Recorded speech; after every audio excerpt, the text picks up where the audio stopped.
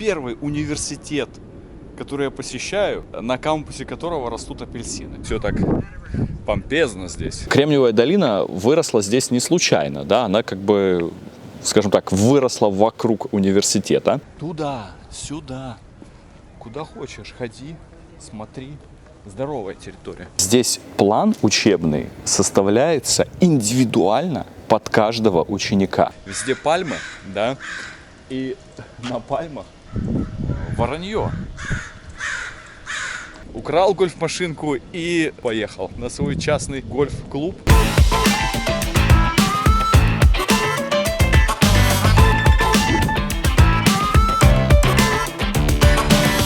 Более 2,7 триллиона долларов – это суммарный годовой доход компаний, основанных выпускниками Стэнфорда. 5,4 миллиона – количество рабочих мест, созданных в этих компаниях. Стэнфорд – колыбель стартапов, а учились в свое время в его стенах нынешние президенты других топовых университетов: Гарвардского, Йельского, Массачусетского технологического института, проректор Принстонского университета. Также вуз окончил Сергей Брин, наш соотечественник, благодаря которому мы можем гуглить все, что душе угодно, а также его напарник Ларри Пейдж, бизнесмен Фил Найт, один из основателей Nike, Кевин Систром, создатель соцсети Instagram, соучредитель Yahoo Джерри Янг. Здесь же учились актрисы Сигурни Уивер и Риз Уизерспун. Стэнфордский университет – один из самых авторитетных и рейтинговых вузов США и вообще мира. В нем обучается более 17 тысяч студентов. С университетом связано 85 нобелевских лауреатов, 29 лауреатов премии Тьюринга, самой престижной премии по информатике, 8 медалистов Филдса, премия математикам, а также множество его студентов получали стипендию Маршалла и Ротса, которая позволяла им продолжать обучение в Британии. Вы на канале Smarts Education, самом международном канале об образовании. Здесь мы рассказываем про учебу за рубежом, о возможностях построить карьеру за границей, об особенностях жизни в разных странах, личностях и компаниях, у которых есть чему поучиться. Из этого же выпуска вы узнаете историю одного из самых рейтинговых американских университетов, о семейной трагедии, благодаря которой и появился этот вуз, о запрещенном эксперименте в стенах Стэнфорда, о том, как за его партах сидели создатели Coursera и Snapchat и как им пришли в голову идеи данных стартапов.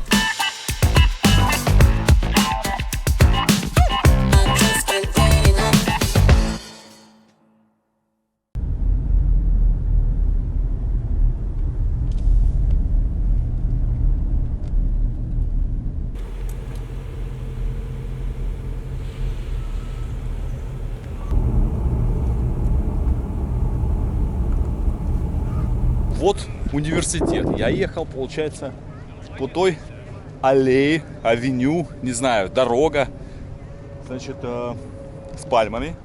И вот эта дорога упирается в главный корпус, как я понимаю. Я здесь впервые, поэтому я не знаю, какой корпус главный. Но предполагаю, что если все так помпезно здесь. Как же появился университет, который впоследствии стал таким великим?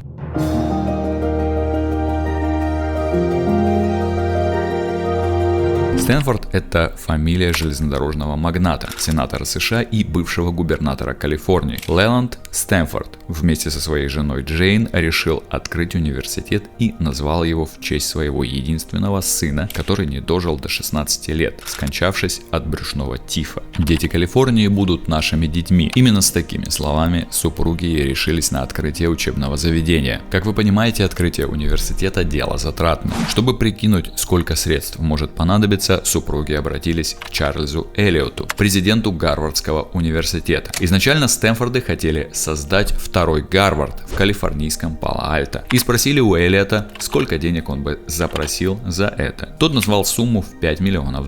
Супруги подумали, что построить свой университет с нуля будет проще и выгоднее. Университет открылся в 1891 году на бывшей ферме Стэнфорд в Пало-Альто. Леланд и Джейн Стэнфорд вдохновлялись великими восточными университетами, особенно особенно Корнеллским университетом. В 1891 году Стэнфорд даже называли Корнеллом Запада из-за того, что многие из его преподавателей были бывшими сотрудниками Корнелла, включая первого президента Дэвида Старра Джордана и второго президента Джона Каспера Браннера. Оба университета, Корнелл и Стэнфорд, стали одними из первых, кто сделал высшее образование доступным, нерелигиозным и открытым для обоих полов. Корнелл был одним из первых американских университетов, принявших этот новаторский подход к образованию, а Стэнфорд быстро последовал его примеру. Университет известен еще тем, что здесь план учебный составляется индивидуально под каждого ученика, а соотношение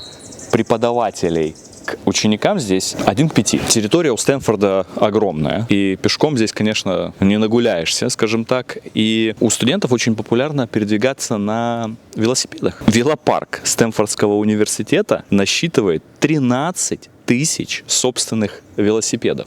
Вы можете себе представить? Велопарковки, ребята, везде. Вот, к примеру, да? Раз. Потом чуть дальше там еще велопарковки. С архитектурной точки зрения Стэнфорды хотели, чтобы их университет выделялся и напоминал стиль английских университетов. В учредительском гранте они указали, что здания должны напоминать старые глинобитные дома времен испанской колонизации. Стэнфорды также пригласили знаменитого ландшафтного архитектора Фредерика Лоу Олмстеда для разработки дизайна кампуса, который ранее проектировал кампус Корнелла. В архитектурном стиле здания университета основных два направления – колониальный и неороманский. Центральная часть кампуса представляет собой постройки с полукруглыми арками, которые формируют прямоугольник с внутренним двором. Здания окрашены в светло-желтый цвет. Сделано это было с помощью песчаника, добытого в ближайшей долине. Крыши покрыты красной черепицей. По инициативе Джейн Стэнфорд после смерти супруга в память о муже возле центрального входа была возведена церковь. На территории университета также находится семейный мавзолей Стэнфордов и ботанический сад, основанный в 1880 году. Первый университет, который я посещаю, на кампусе которого растут апельсины. А там еще маленькое дерево мандаринов. Потом еще ягоды какие-то. В общем, целый урожай тут можно собрать. В Стэнфорде построено более 600 зданий, среди которых нет ни одного административного. Профессоры и преподаватели находятся в общих корпусах. Таким образом подчеркивается отсутствие бюрократии и делается акцент на студентов и преподавателей как главных участников образовательного процесса. Вот мне Стэнфорд чем-то напоминает московский МГУ. Ты так вот идешь и упираешься в главное здание МГУ. Ну, в Стэнфорде, конечно, не так все величаво, как в МГУ, но тоже неплохо. Смотрите, да, главная площадь. Вот это вот все тут входы, выходы. Это мемориальная церковь, возле которой я сейчас. Вот она, да. Вот это мемориальная церковь. И вот это вот все, получается, все вот эта вот территория. Университет пережил 2 землетрясения. В 1906 году уцелели только центральный внутренний двор, здание медицинского факультета и несколько других построек. Повреждения 1989 года были менее серьезными, но потребовали масштабной реконструкции, которая обошлась более чем $1 миллиард.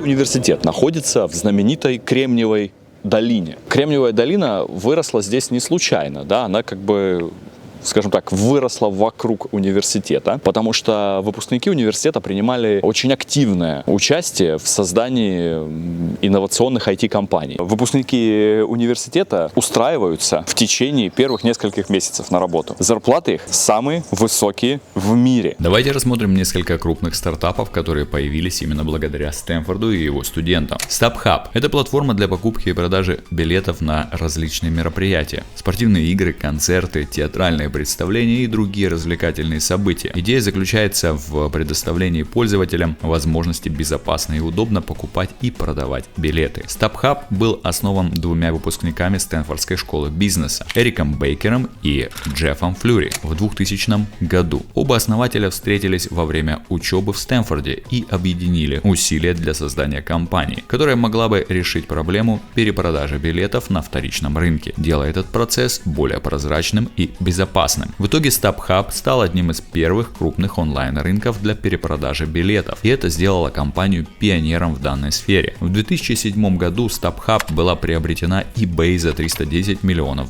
что помогло компании значительно расширить свою базу пользователей и повысить узнаваемость бренда. А в 2020 году eBay продала StubHub компании Viagogo, основанной как раз Эриком Бейкером, за $4 миллиарда.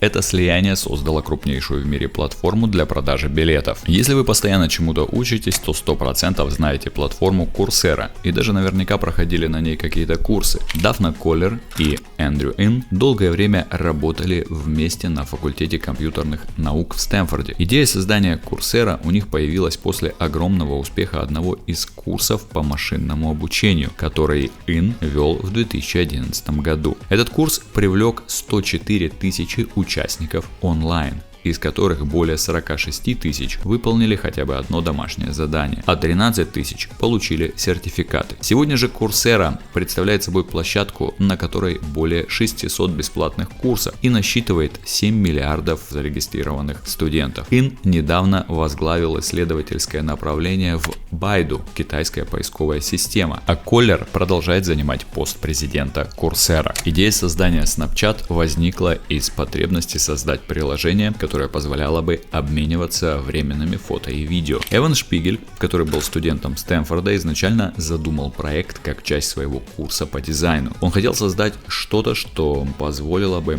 пользователям отправлять изображения, которые исчезают через некоторое время, тем самым создавая чувство приватности и временности. Эван Шпигель и Бобби Мерфи начали работу над проектом в 2011 году. Они сначала разработали прототип под названием Peekaboo, который включал в себя основную идею исчезающих фото и видео, а в начале 2012 года они привлекли Реджи Брауна, который также был студентом Стэнфорда и имел опыт в сфере стартапов. Реджи Браун предложил идею о добавлении функции исчезающих сообщений, что сыграло ключевую роль в развитии продукта. В 2012 году приложение было переименовано в Snapchat, чтобы лучше отражать его концепцию мгновенного обмена фото и видео сообщениями. Snap – щелкать. В том же году приложение было официально запущено в App Store. Snapchat быстро завоевал популярность среди молодежи благодаря своей уникальной функции фото и видео, которые исчезают через 10 секунд после просмотра, что добавляло больше азарта и желания пользоваться приложением. В 2013 году Snapchat привлек $13,5 миллионов в рамках первого раунда венчурного финансирования от Benchmark Capital. Это финансирование помогло расширить функционал приложения и улучшить его инфраструктуру. Instagram.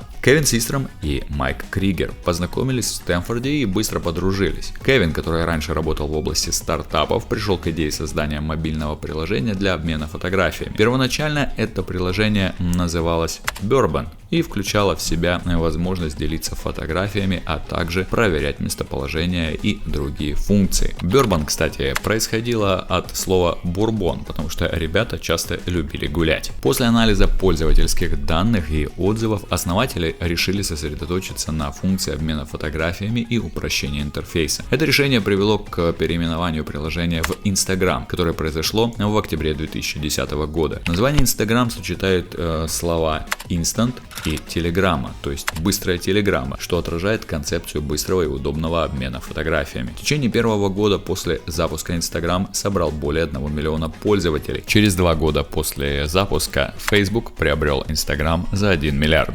Друзья, ну и по традиции я вам, конечно же, показываю место, где я остаюсь.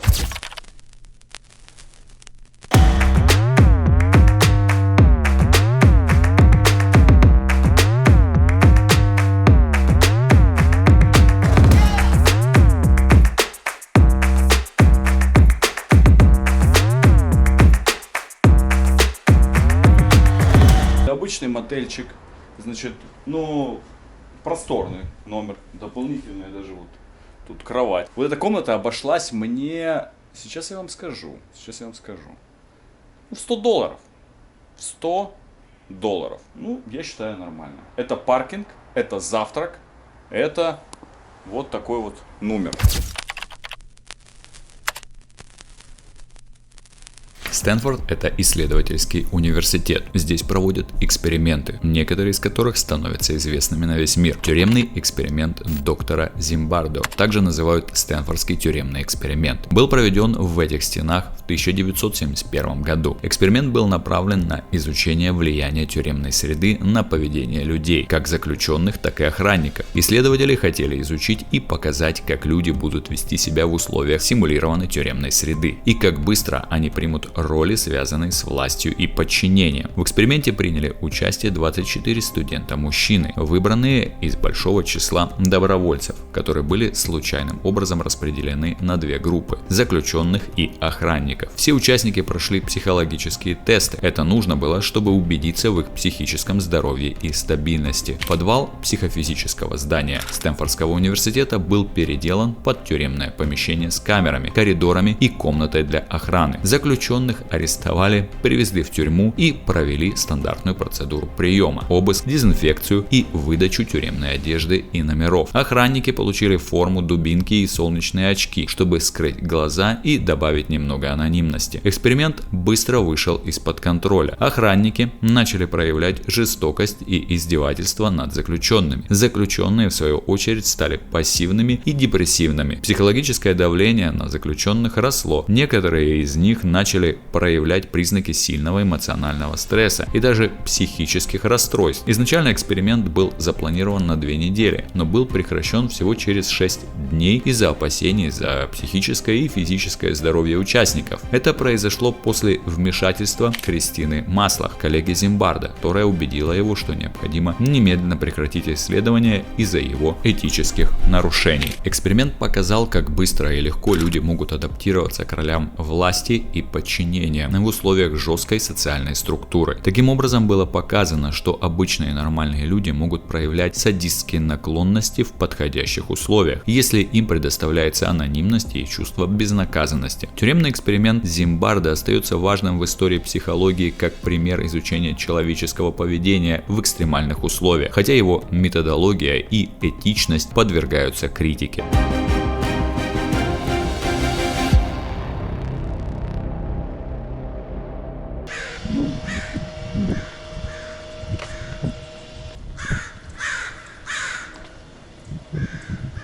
Ребята, прикол. Везде пальмы, да? И на пальмах воронье каркает.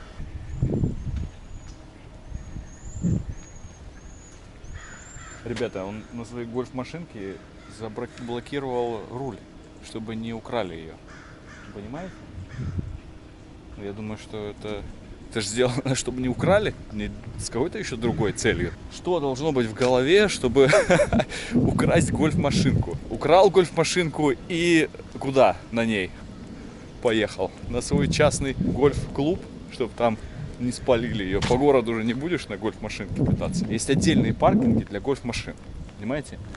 То есть есть паркинги для автомобилей, а есть только для гольф-машин. Несмотря на то, что студенты Стэнфорда очень усердно учатся и трудятся в экспериментах и стартапах, они находят время и на развлечения. Как и в других американских вузах, в Стэнфордском тоже есть свои традиции и обычаи. Так, во время ориентационной недели первокурсники участвуют в традиции Band Run. Студенческий оркестр Stanford Band пробегает по кампусу, собирая новоиспеченных студентов, которые присоединяются к ним в праздновании. А в ноябре ежегодно проходит неделя соревнований и мероприятий, известных как Big Game Week. Перед футбольным матчем между Стэнфордом и Калифорнийским университетом в Беркли главный трофей — это не кубок или медаль, а топор, который передается победителю матча. В Стэнфорде вообще много успешных спортивных команд. Студенты этого вуза завоевывали медали на всех Олимпийских играх с 1908 года, завоевав в общей сложности 244 олимпийские медали, из них 129 золотых. На Олимпийских играх 2008 года в Пекине Стэнфорд завоевал больше олимпийских медалей, чем любой другой университет в Соединенных Штатах. Full Moon on the Quad. Это мероприятие проходит каждую осень, когда студенты собираются на центральной площади кампуса и обмениваются поцелуями под цветом полной луны. Это такой своеобразный посвят перваков. Есть тут и альтернатива нашей халяве. Если наши студенты перед экзаменом выглядывают в окно с криками «Халява, приди!», то стэнфордские студенты просто истошно вопят. Это мероприятие называется Primal Scream, первобытный крик. Эта традиция проходит каждую ночь в последнюю неделю перед началом экзаменов, известную как Dead Week. В 12:00 ночью студенты открывают окна своих общежитий или выходят на улицу и кричат изо всех сил в течение нескольких минут. Цель этой традиции — снять стресс и напряжение, накопившееся во время интенсивной подготовки к экзаменам. Этот ритуал помогает студентам выплеснуть эмоции и ощутить поддержку со стороны других студентов, переживающих аналогичные трудности. Друзья, на этом у меня все. Если вам понравился данный выпуск, не забудьте поставить лайк. Также не забывайте, что у меня есть второй канал. Найти его очень просто. Вбейте Егор Еремеев. Там я рассказываю много из своих поездок и путешествий. Если вам интересна учеба за границей, заходите к нам на сайт www.smaps.ru. Там вы сможете подобрать для себя школу, колледж или университет за границей. Также пообщаться с онлайн-консультантами и подобрать для себя лагерь на лето. Пока!